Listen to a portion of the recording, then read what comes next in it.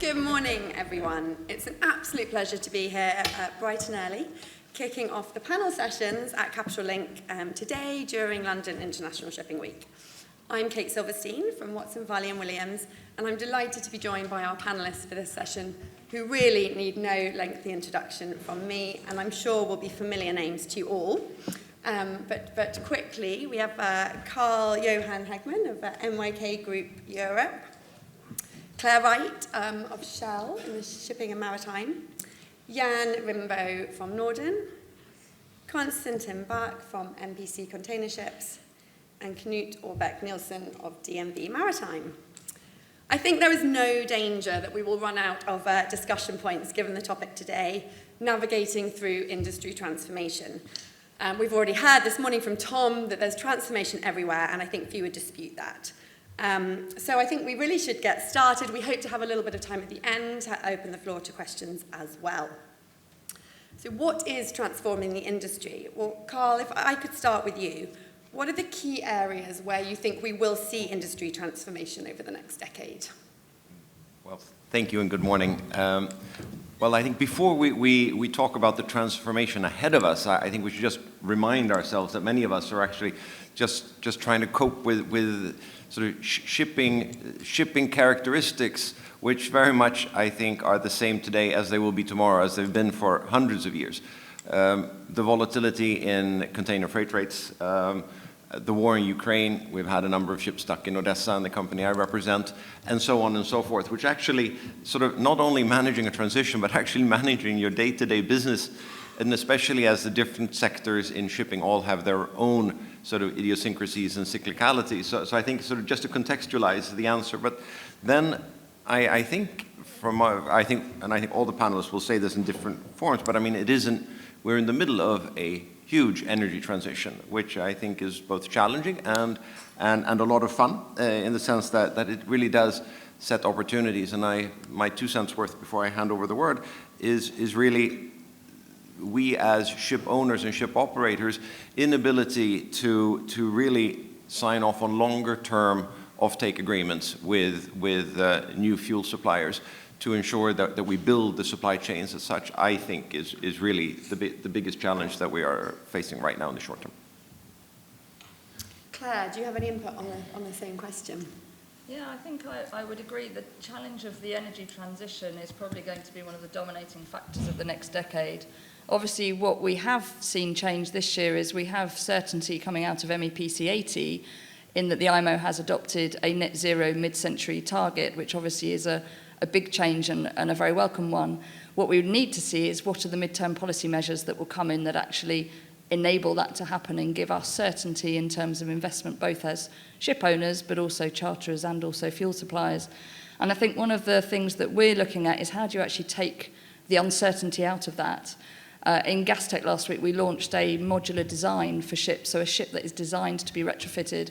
And I think that is probably one of the changes from a ship perspective that we'll see over the next decade, is how do we remove that investment risk of stranded asset, but also enable the ship to transition quickly once those scalable zero-carbon fuels are known.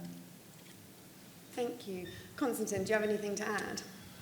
Well, I guess I agree with everything that was said, but maybe in addition, a very interesting aspect in my view going forward will also be how the infrastructure onshore versus the investments in the ships that sail on these oceans will actually go hand in glove, because that is a very decisive factor. We will, in the foreseeable future, not have either enough greener fuels or enough capacity to produce greener fuels. So the next 10 years will, in my view, dictate, or will be very interesting to actually see how that transition works out. That has a couple of implications. Firstly, we need new ships. There is a yard capacity shortage. That is going to be very interesting to see how that pays out over the next 5 to 10 years. And we will have to see a very significant investment in onshore infrastructure, be it fuel production, fuel infrastructure, supply infrastructure. So I think for the next 10 years, those will be the very, very decisive aspects to look after. And it's going to be interesting to see how companies, regulators, and others will actually cope with this. And this, in my view, will be a very key in the industry transformation over the next 10 years. Thank you. Following on from this, Knut, can I ask you, what do you think the biggest challenge will be?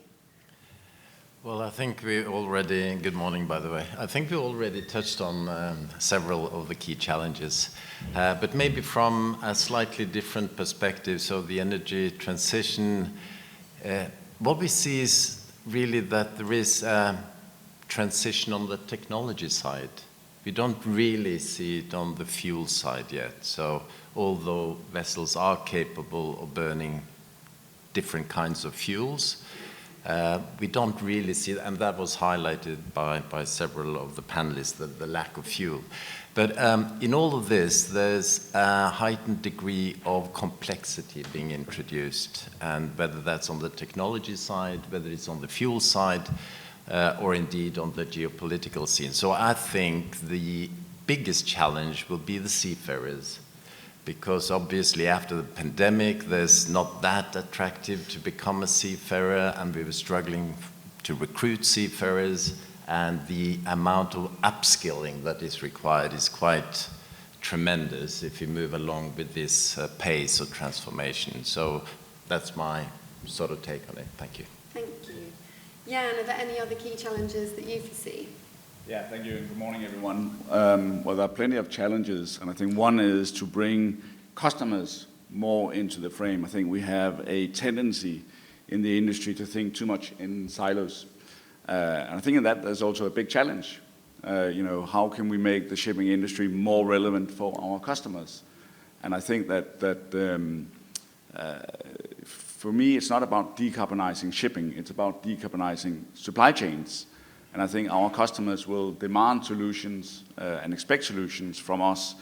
So, and therein lies the opportunity.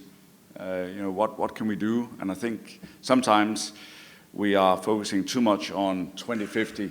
There are actually many things that we can do already today. It does not take a huge investment to reduce emissions quite significantly already today. So I think that sometimes more focus on being pragmatic and what we can do today.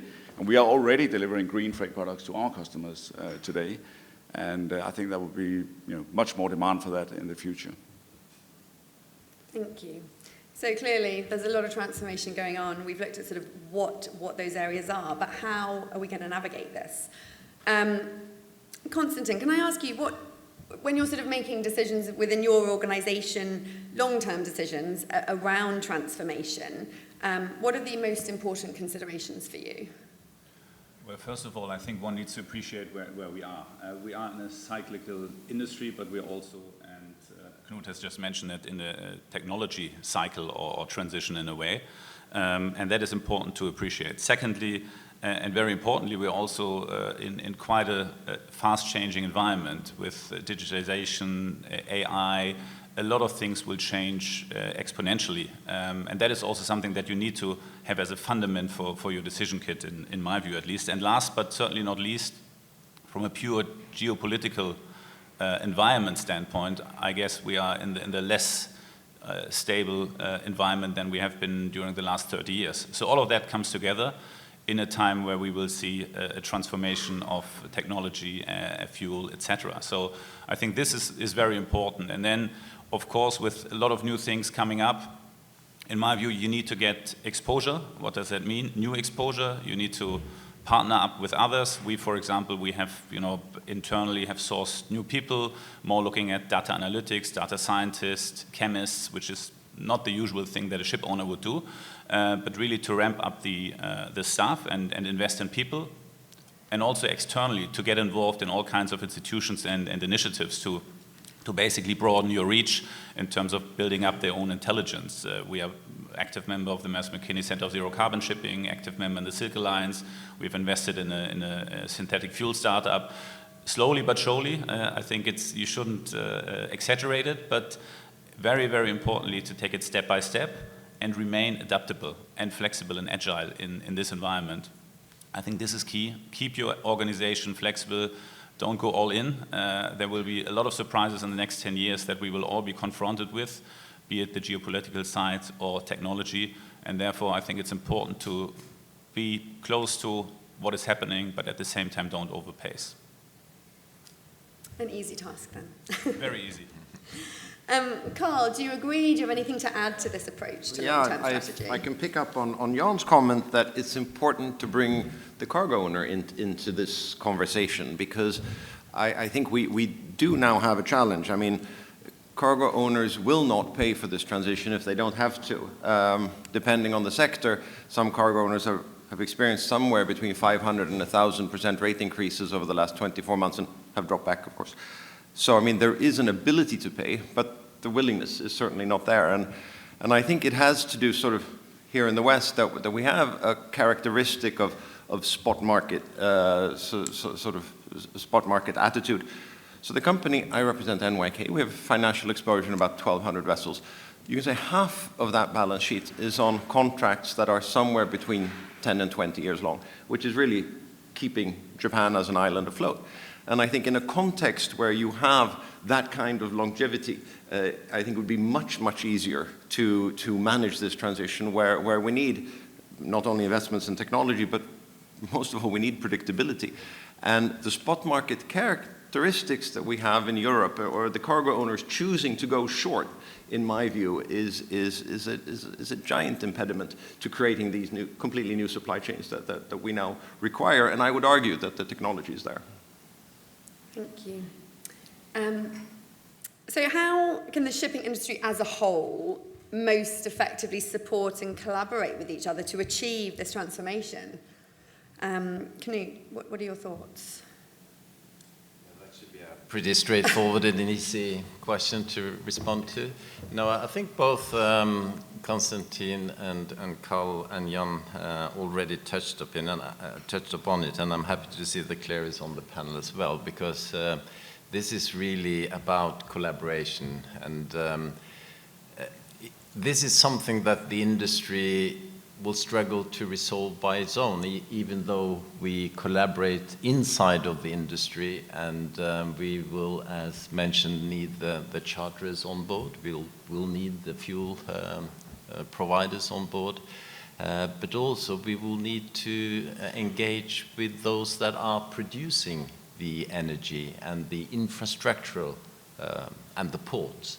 And this is really what is required to make this sort of come home. And if you look at that, that's quite a daunting task. And my sort of bet is that that's not going to happen on a worldwide scale. We will need to bring that into smaller geographies. I mean, not small geographies, but take it one by one. And that's why we have the green corridors as one initiative, so to engage private and public partnership and rather do it between two countries rather than try to scale it worldwide at once. So there's a lot of collaboration activity that is needed, and it goes sort of beyond this industry. Even though we need to collaborate, it does go beyond. Thank you. So it's collaboration at all levels, really, I suppose. And so working on the basis that a collaborative approach has to be vital here. Claire, who do you think, is it anyone's responsibility to drive the change forward?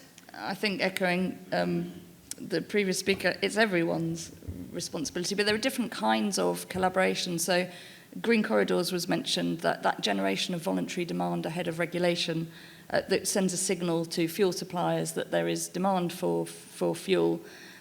Working with other industries as well, which is something we don't talk about much in shipping. But historically, we've always used as a fuel a cargo that we've carried. So the feedstock for all future fuels will be renewable hydrogen. How will that be carried as a cargo? What will the demand for that be in other sectors? These things are critical for us as an industry to look at when we're thinking about how do we collaborate and what areas do we collaborate in. Technology has been mentioned. That's absolutely critical. As Jan said, there's many ways in which we can reduce our emissions today.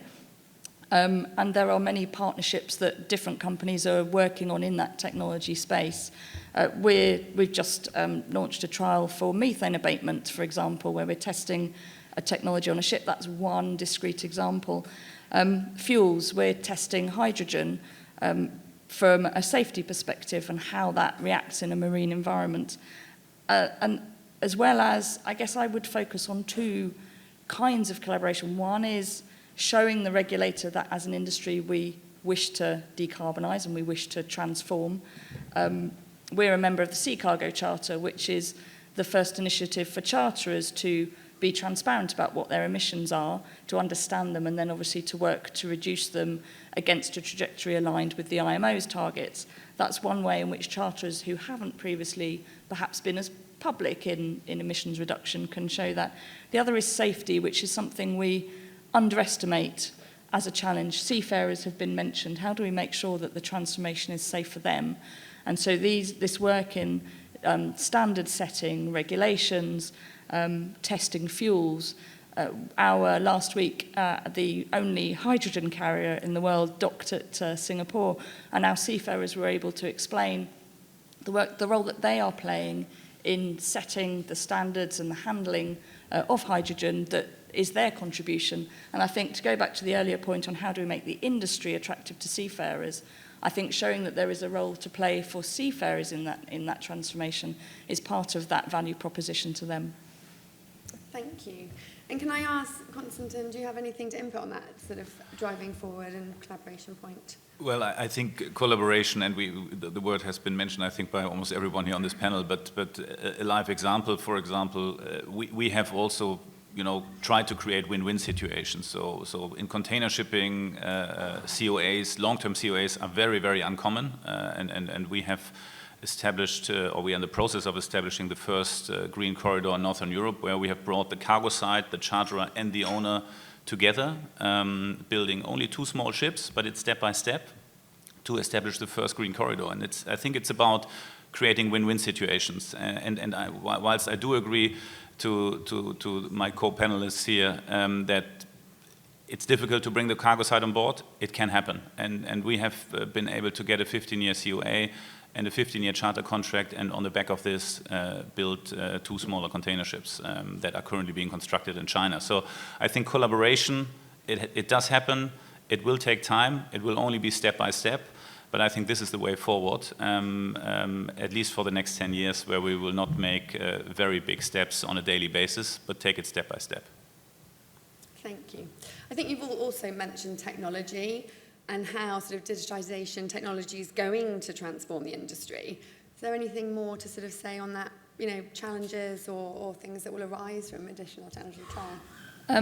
I think I'll just share one point. I spoke to a young seafarer, that makes me feel very old saying that, but who I thought would be really keen on the idea of digitalisation. And he shared that the challenge was that when a sensor breaks, they have to go and fix it, but they're so busy with everything else that they don't have time. Because the challenge for him is all this digital data goes ashore and they don't see any of it. So I think digital gives us a framework, it gives us data, but it's the decisions we make and how we make better decisions, and also the lives of people in the industry easier, that is the key to the success of actually using data. Thank you. I'll just add to that the data is not the problem. We all have abundance of data, but it's converting data into decisions. And again, we can use, artificial intelligence is a bit hyped at the moment, but there are actually very good examples already of how we can use it to make better decisions. And a lot of it goes around existing vessels, existing fuel types, and there's actually quite a bit we can do already. So in Norden, we operate 450 vessels, and by using data, we are able to reduce emissions by 5%. Just by looking at the chartering in vessels, doing some voluntary speed reductions, and that 5% saving on 450 vessels is the equivalent of Norden going out and ordering 23 methanol ships for the future. So we can move the needle already today by doing some of the things, and using data here, I think is critical. That's interesting, thank you. And so would you say that you sort of see technology as maybe bridging some of that gap? We talked about 2050 and that we have to think about the here and the now.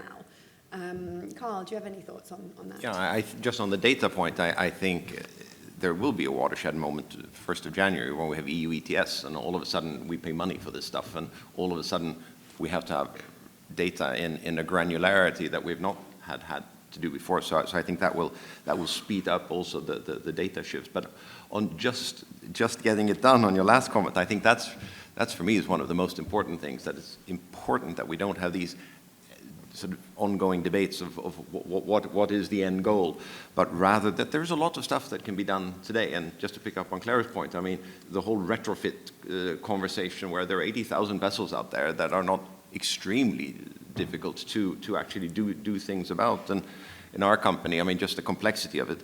5 years ago, LNG was a sustainable fuel. 3.5 years ago, according to the EU taxonomy, it was not, and now it is again.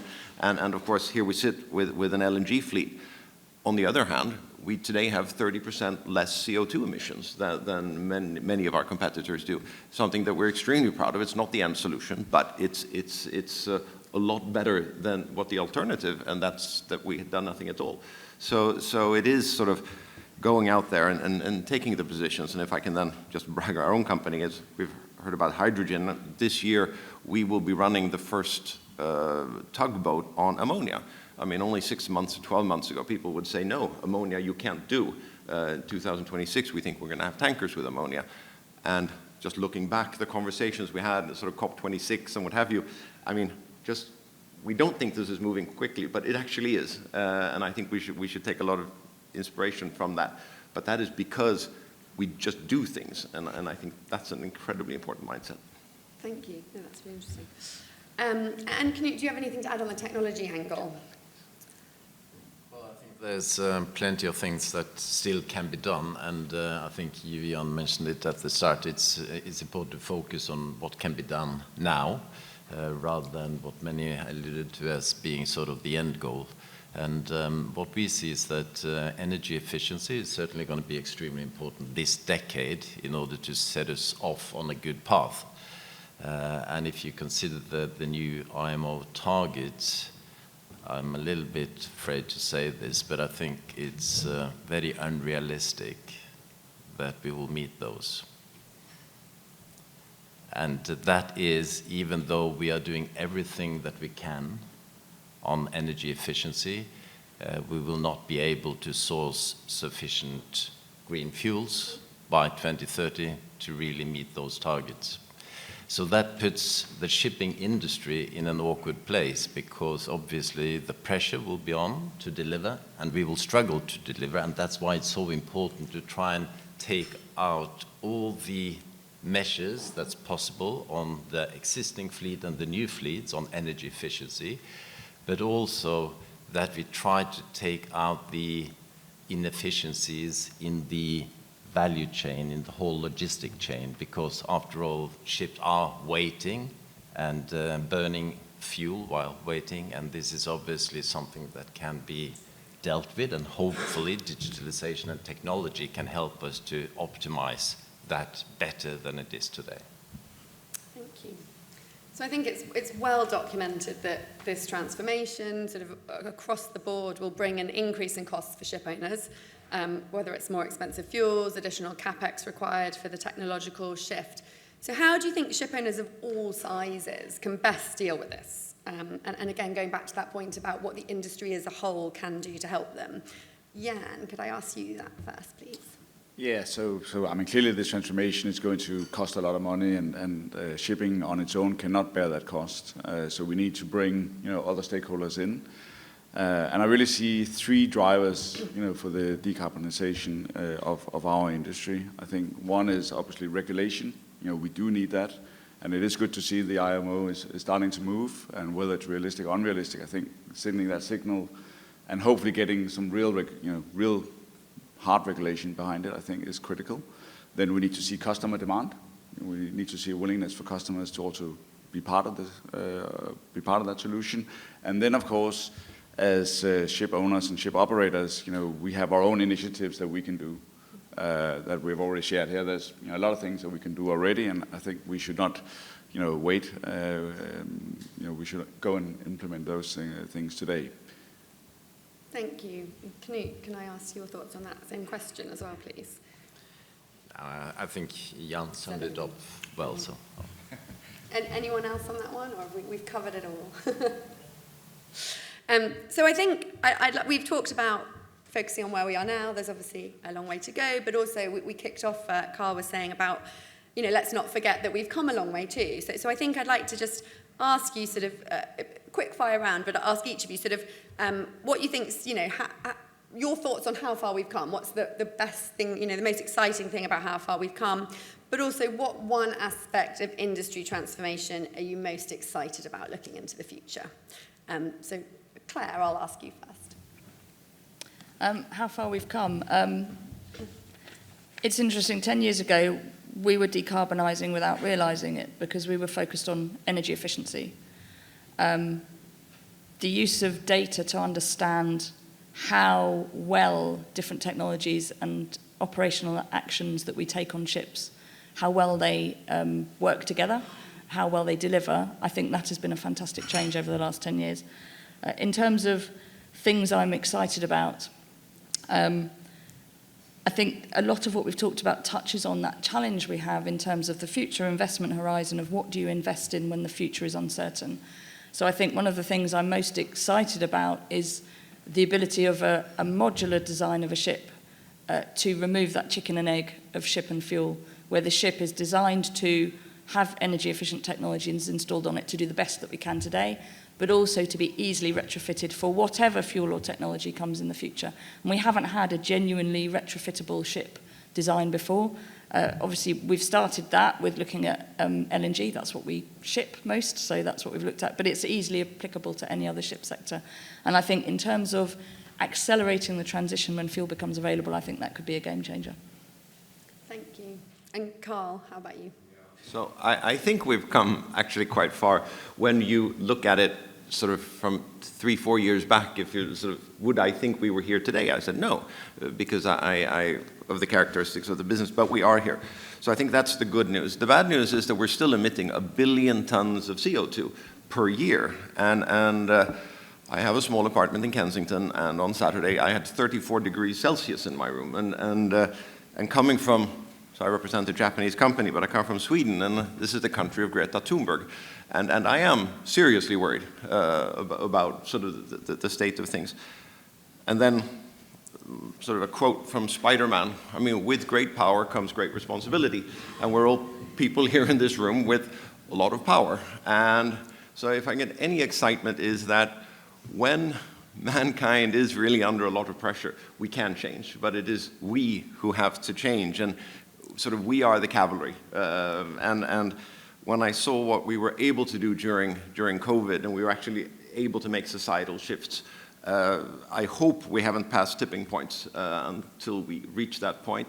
But I'm hopeful that in 5 years' time, we're going to look back and say, whoa, we've actually done a lot more than I thought we would do today. On the positive note, on the negative note, I'm seriously worried about our world. Thank you. Constantin, how about you?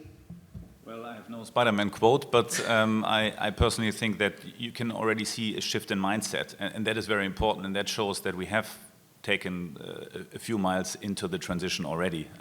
We're here. First topic of the panel is our first panel topic is decarbonization. It's almost on every topic, on every panel. It's being discussed. Things are being done. Investments flow into technology, into advancement, into all kinds of things.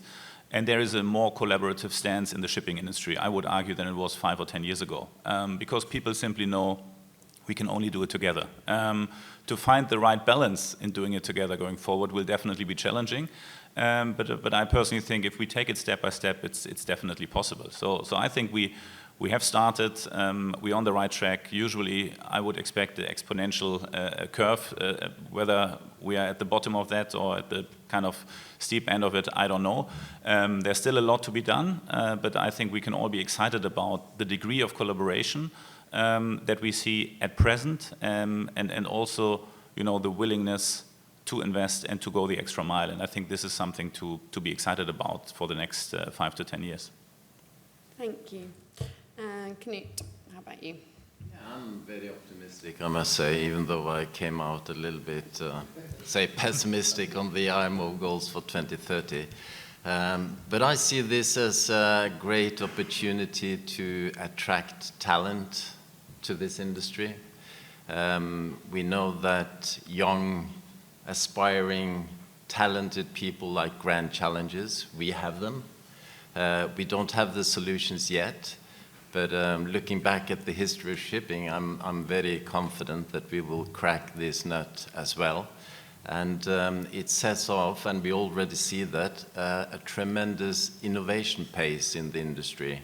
And not only within the industry, but also collaborating across sectors. So, you know, with that innovation going on, with the, say, attractiveness to young, talented individuals, I think we're in for a maritime renaissance where this industry is really going to blossom and deal with all of the challenges ahead and find good solutions. So, optimistic.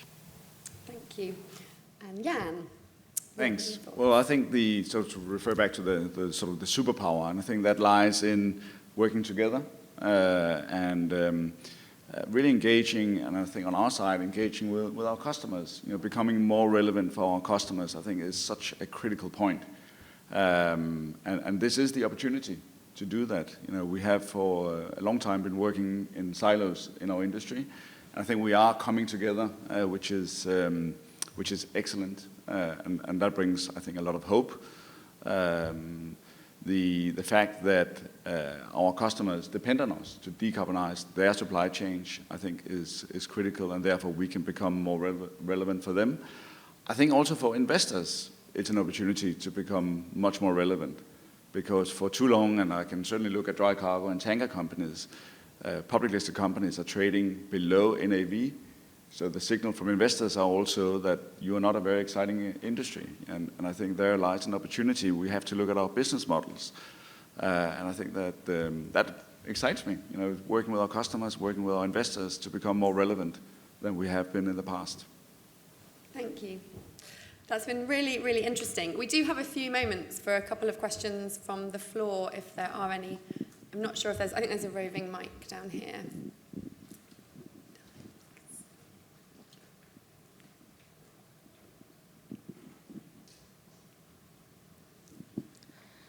Good morning, thank you very much. It is scary but optimistic as well. My background is marine insurance. I'm a claims director at BMS Group, and I think one of the things that the shipping sector should celebrate the most, or definitely, is the safety record. In the last decade, casualties have decreased by 65%. That's something to be celebrated. But now we are looking at new fuels. Do you think that the shipping companies will be able to hold that good record of safety, which they have because of their safety management culture and regulations, but we don't know the risks involved with new fuels? And as Claire specifically emphasized, how are we to train our seafarers? Knut, Claire, do you have any thoughts? Yeah. I think it's a very important point, and it's interesting. 5 years ago, I was talking about decarbonisation at conferences, and no one was talking about safety. So the fact that we are now talking about safety in the context of new fuels is, again, a very positive step that we've taken forward. You're absolutely right. We need to focus, when we are transitioning to using new fuels, that it is done very safely. If we look at LNG's safety record as carriage as a cargo, has been incredibly safe. LNG is now being used as a fuel, and we've taken the lessons we've learnt from carrying it as a cargo and applied those to that transition to using it as a fuel. We've also done that thus far, I want to touch some wood, very, very safely. When we look at new fuels, Carl-Johan, you mentioned ammonia, we personally, the Shell, we have great reservations about the use of ammonia as a fuel from a safety perspective because of its toxicity and also particularly in its bunkering. So with any new fuel, we need to look at the safety of the seafarers and the crew on board, but also the interaction between the ship and the shore in the bunkering operations. And we need to put a lot of effort into that in terms of collaboration. That's definitely a very important area where as an industry we need to collaborate to get it right. And we don't really know where we're going to end up with the ammonia, just to be perfectly clear, and I think because we all have concerns. But for my previous company, I was with Stena. 9 years ago, we developed protocols to manage methanol. The main criticism at that time was that methanol is poisonous.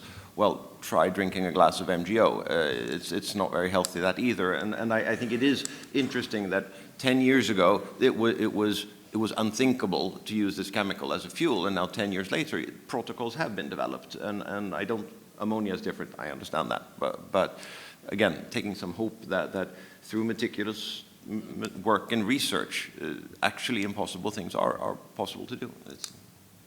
And just to make your other point, just to be a bit sort of happy about things, HELCOM statistics, just because they have longer statistics than everybody else, which is really oil pollution in the Baltic Sea. So for 15 years, touch wood, we've not had one single spill. Can you just imagine an industry which is associated with the Titanic, and once you start measuring the new performance that we now have since a couple of decades back, it's actually quite remarkable. And just because they have a long measuring series, it's phenomenal to empirically see what we've done as an industry. Thank you. We've probably got time for one more question, if there is one. Good morning. My name is Dimitris Patrikios from V-Ships. I would like you mentioned about collaboration, acceleration of the transition, energy transition. We have in the industry the scope 1 and 2, 3 requirements. How you evaluate these requirements in order to accelerate the transition, the energy transition? Any takers? Yeah? Well, I can say, so I think the interesting part here is scope 3 emissions are now coming much more in focus. And I think for shipping that is critical because that's our customers. You know, we are scope 3 for our customers. And that actually brings, I think, a lot of hope that customers will demand and will actually also have some willingness to pay. I'm sure we'll have to have a little bit of help, if not a lot of help from regulation as well. But we can see that mining companies, if I look at our customer base, are now starting to demand and expect solutions where perhaps we're not talking about zero emissions because that's further out in time, but already today they are asking for reductions of 25 or 30%.